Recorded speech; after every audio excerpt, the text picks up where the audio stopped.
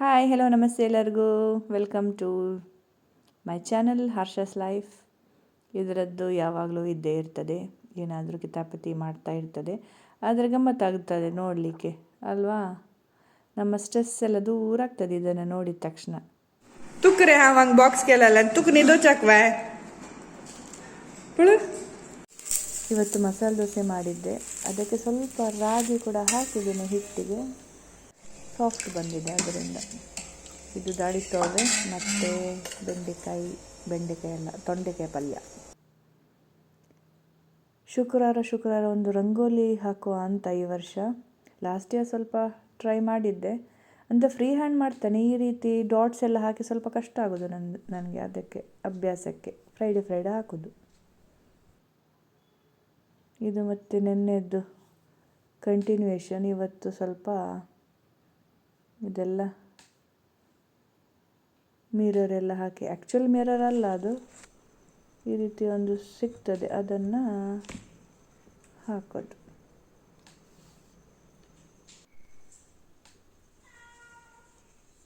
Simple design ಮಾಡುವ ಅಂತ.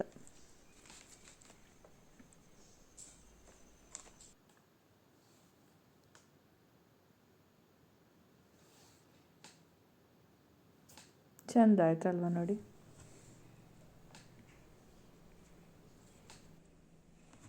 ಅದು ತುಂಬ ಸಿಂಪಲ್ ಅನ್ನಿಸಿತು ಅಂತ ಹೇಳಿ ಈ ರೀತಿ ಡಿಸೈನ್ ಮಾಡ್ತಾ ಇದ್ದೇನೆ.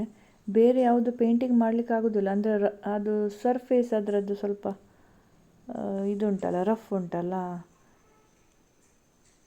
ಸೊ ಈ ರೀತಿ ಸಿಂಪಲ್ ಡಿಸೈನೇ ಮಾಡಬೇಕಾಗ್ತದೆ. ಇದೊಂದು ಲೀಫ್ ಮಾಡುವ ಅಂತ. ಈ ರೀತಿ ಮ್ಯಾಟ್ ಸಿಗ್ತದೆ ನಮಗೆ, ಅದು ಸಪ್ನದಲ್ಲಿ ತಗೊಂಡದ್ದು ನಾನು. ಅದು ಕಟ್ ಮಾಡಲಿಕ್ಕೆಲ್ಲ ಒಳ್ಳೆಯದಾಗ್ತದೆ.